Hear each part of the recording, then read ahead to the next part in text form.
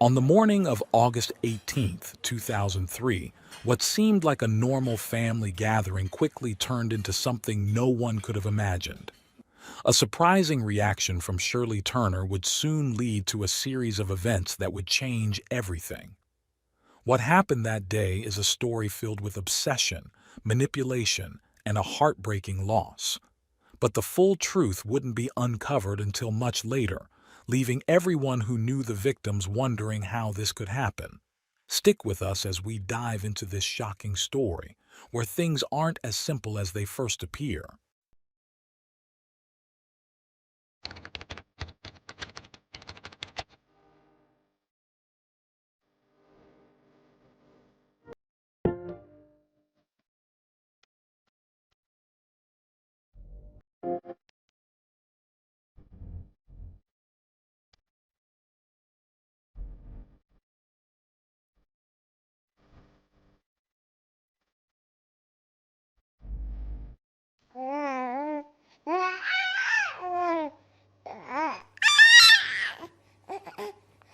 Andrew David Bagby was born on September 25, 1973, in the United States, the only child of a loving couple, Kathleen Daphne Bagby, originally from England, and David Franklin Bagby, a U.S. citizen.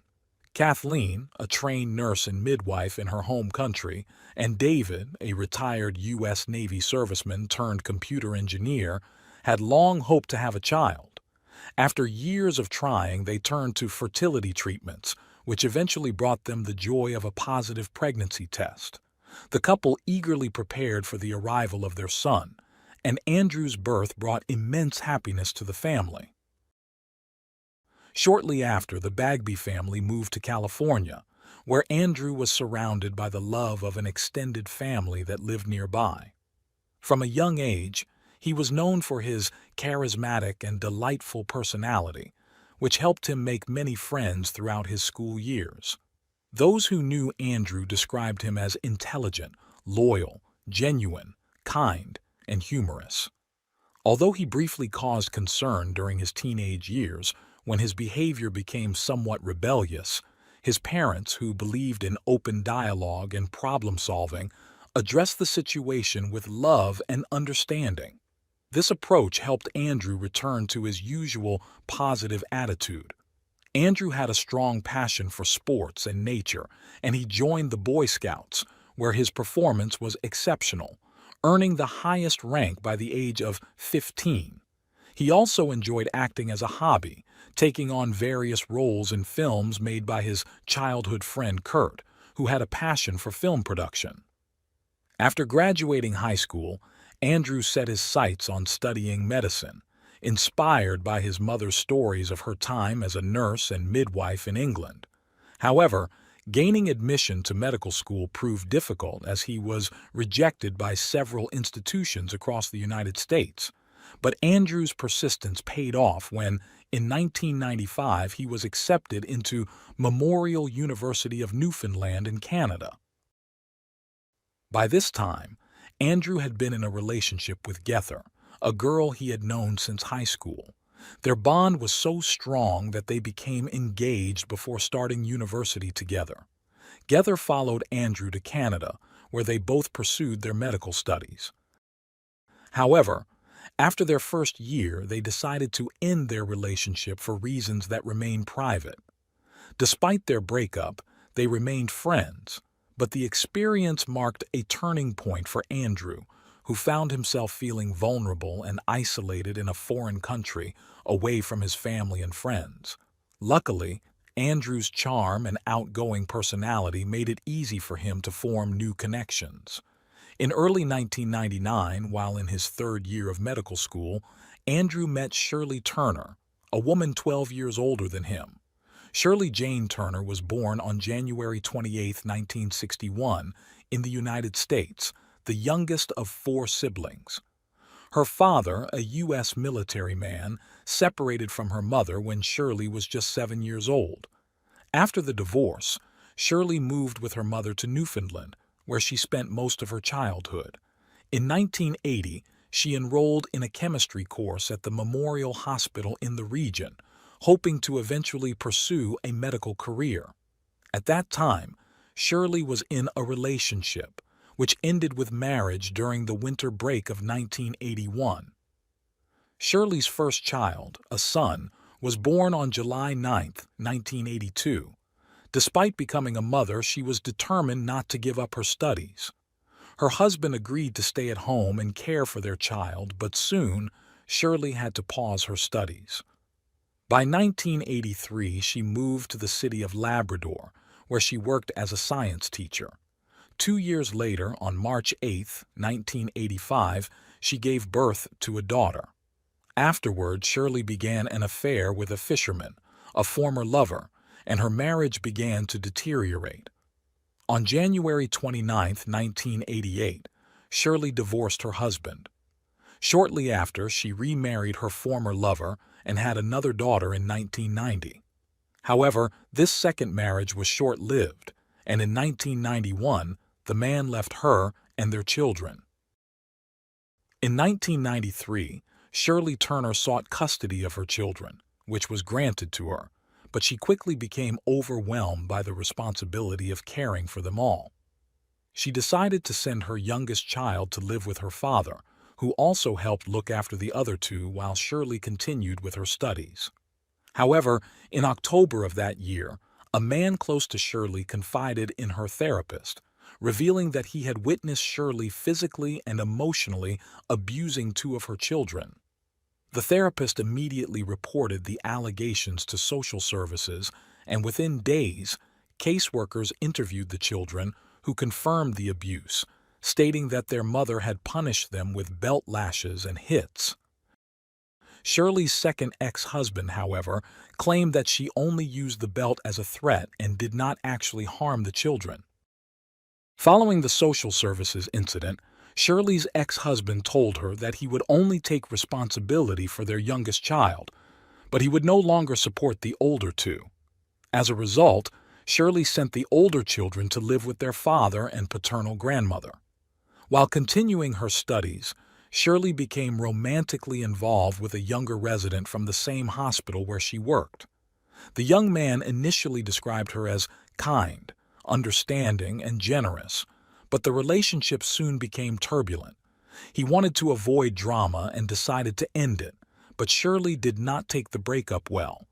She repeatedly contacted him, leaving messages in which she threatened harm and even physically attacked him.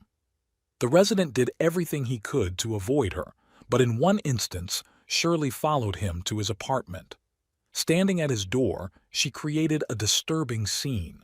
Wearing a black dress and holding a bouquet of red roses, she attached 2 notes to her clothes, indicating that she would take her own life. To end the dramatic act, Shirley ingested a large quantity of over-the-counter medication in what appeared to be an attempt to overdose, though she knew she would receive help in time. The resident called emergency services, and Shirley was promptly taken to the hospital for treatment. Her actions pointed to the troubling and even dangerous nature of her behavior. Despite these obvious signs, Andrew, who was in his 3rd year of medical school at the time, met Shirley in 1999. At first, their connection was casual, with neither of them seeking a serious relationship. However, their age difference and Shirley's questionable behavior raised concerns among Andrew's friends, who disapproved of the relationship. They thought Shirley's manipulative and sometimes inappropriate remarks put Andrew at a disadvantage, considering his history of being a kind, healthy young man surrounded by positive influences. Despite these warnings, Andrew continued to see Shirley, and in May 2000, she graduated from medical school. A few months later, she confided in a relative that, since 1982, she had been withdrawing money from a scholarship fund, claiming it was for her children's future university expenses. In reality, she had spent the money on her own living expenses and her doctoral education. She justified her actions by stating that she would make plenty of money as a doctor after completing her residency, at which point she would repay the funds she had taken. In the same year, Andrew secured a surgical residency in New York and moved to the city, while Shirley relocated to Iowa. They tried to maintain a long-distance relationship, but it was not successful. According to Shirley, she visited him 7 times, while he only visited her once. After starting his residency, Andrew realized that surgery did not meet his expectations, so in the fall of 2001, he moved to Pennsylvania for a family practice residency, where he felt more at home. For reasons unknown, in October 2001, Shirley obtained permission to purchase a firearm and began taking lessons to learn how to use it. Shirley Turner's possessive behavior towards Andrew escalated to alarming levels, leaving him shocked as she had never shown this side of her personality before. She began incessantly calling him, demanding to know where he was and who he was with at all times.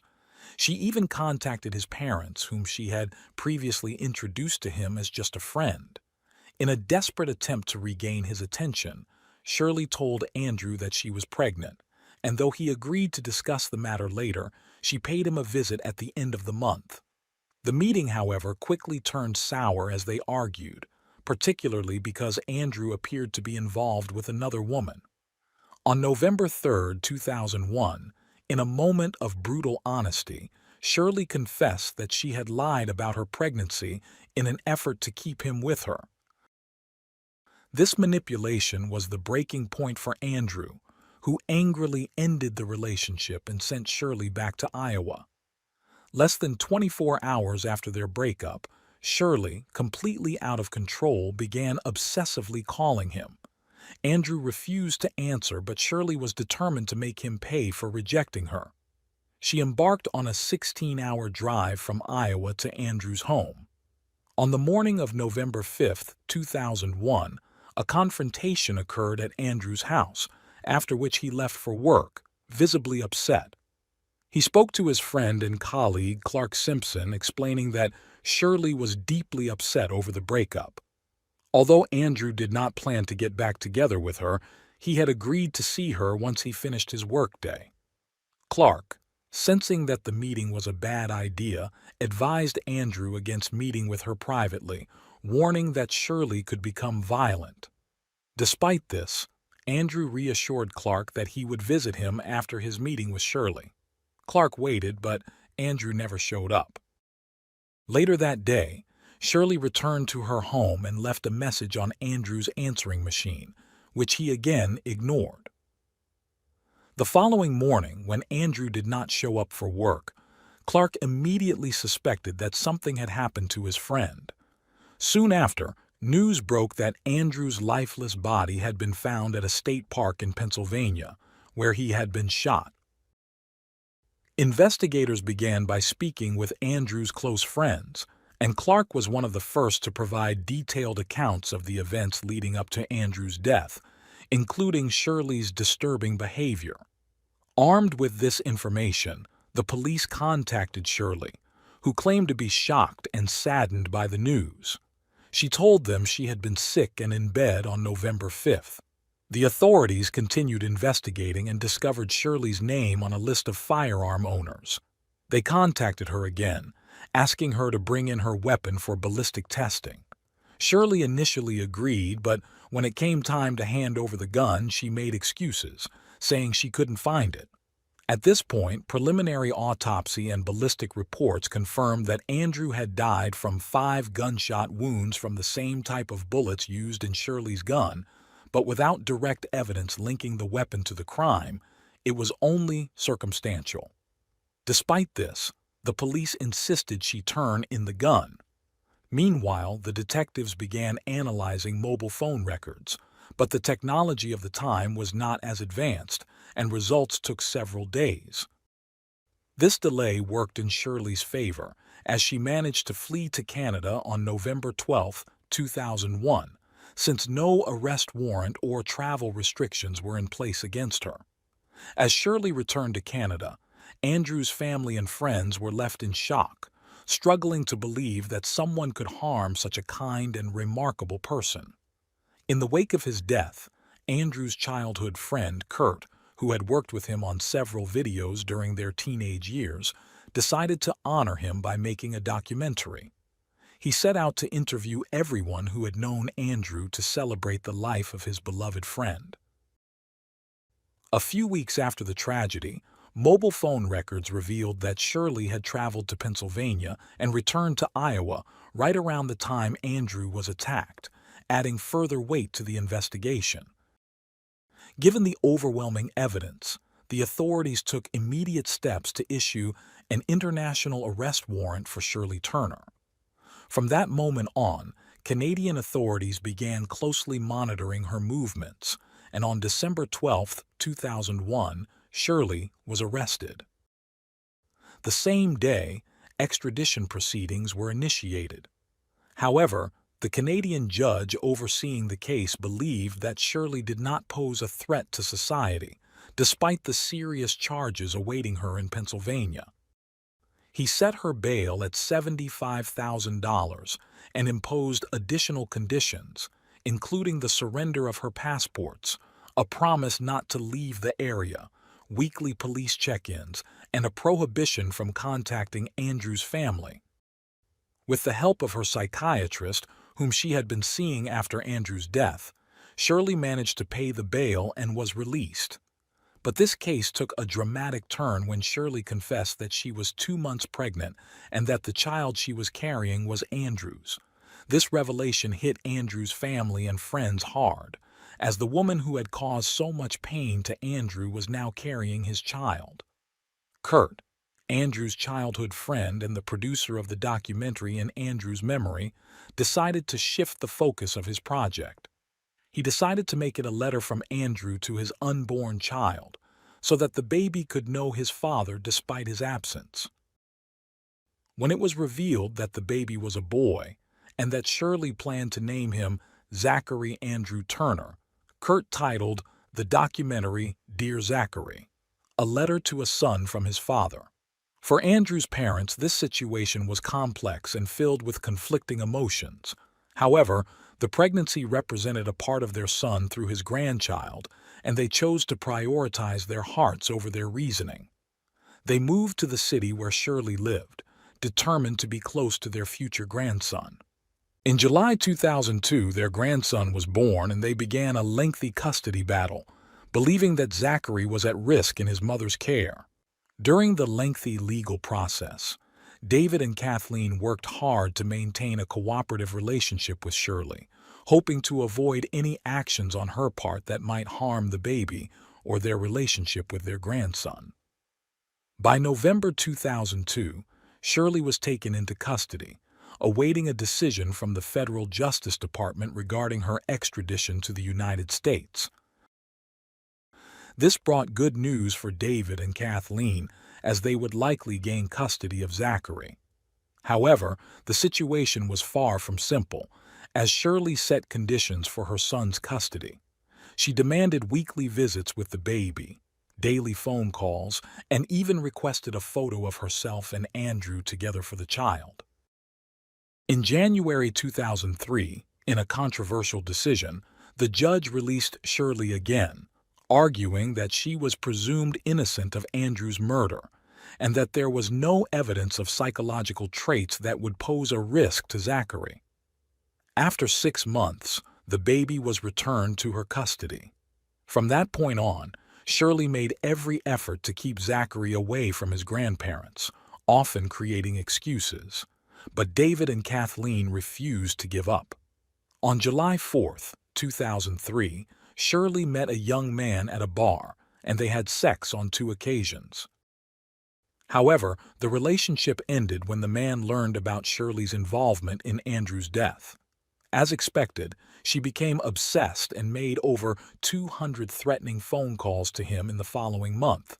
She even claimed that she was pregnant with his child. The man contacted the authorities 3 times to report Shirley's harassment, which violated the terms of her bail and could result in her losing custody of Zachary. Unfortunately, The man refused to identify himself and did not file a formal police report, so no investigation was launched. When an agent contacted Shirley's lawyer about the allegations, she, of course, denied everything. When Zachary turned 1, Shirley organized a birthday party at a well-known fast food establishment. David and Kathleen attended, and the child was happy to be with them. During the celebration, Shirley picked up the baby, who immediately began to cry, visibly uncomfortable. After this, she approached Kathleen and told her that it was clear Zachary loved her more and that it would be best for her to take him. After this unexpected reaction, she walked away from the gathering crying and soon became angry. On August 18, 2003, Shirley requested that Zachary be returned to her as she had legal custody. David and Kathleen had no choice but to comply. The following day, they found neither Shirley nor the baby, and panic set in immediately. The next few days were filled with great distress until another tragedy struck. Shirley's body was found on a beach by a couple on vacation, with Zachary's body discovered nearby. The authorities quickly pieced together the events of that fateful August 18th. Shirley had bought medication from a pharmacy and then drove with Zachary to the home of the man she had met at the bar. She left photos of herself and the baby, as well as a used tampon in the car. She then drove to an area near the Atlantic Ocean. There, she mixed antidepressants with Zachary's baby formula and fed it to him. Afterward, she ingested a toxic dose herself. She tied the baby to her chest with her sweater and jumped from the fishing dock, ending both of their lives. The police concluded that Shirley's actions were driven by revenge, and she had tried to incriminate the man she had briefly dated. Forensic experts determined that Zachary did not suffer, as he had been unconscious due to the medication.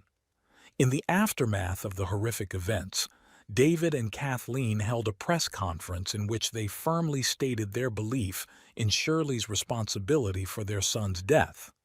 They expressed their outrage at the judicial system for being overly lenient with her, allowing her to remain free after committing the first crime and then giving her the freedom to take the life of the most innocent of children. In an interview with a child and youth protection officer, Shirley's supervising doctor during her residency described her as a manipulative sociopath. This revelation led the hospital to make significant changes in its residency evaluation process.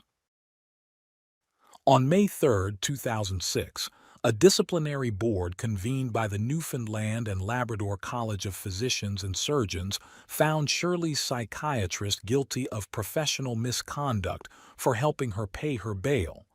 He was ordered to pay a fine of $10,000 to cover a third of the $30,000 spent by the institution on the investigation. The psychiatrist expressed his disappointment with the ruling, while David said he was satisfied with the precedent it set. In October of the same year, a forensic judge released the findings of his investigation into Shirley's case. He concluded that Zachary's death was preventable and criticized the region's social services for failing to protect the child from his mother. He pointed out that there had been poor communication between social service officials who, throughout the case, worked under the presumption of Shirley's innocence, prioritizing her well-being over the child's. In October 2009, a member of the local parliament in Canada introduced a bill called the Zachary Law, aiming to change the country's criminal code to allow courts to deny bail to those accused of serious crimes when it concerns the protection of children. The bill received unanimous support from the House of Commons and backing from a senator. On December 16, 2010, it was passed into law by the Governor General. Additionally, 2 scholarships were created in honor of Andrew and his son. Now that you know the details, we'd like to hear your thoughts on the justice system's handling of Shirley's case. Do you agree or disagree with how she was treated? Let us know in the comments.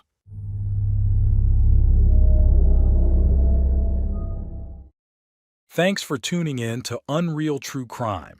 If you're intrigued by mysteries from around the world, check out our new channel, Latin Crimes, where we dive into the gripping true crime stories of Latin America. Don't miss out. Subscribe now for more thrilling investigations.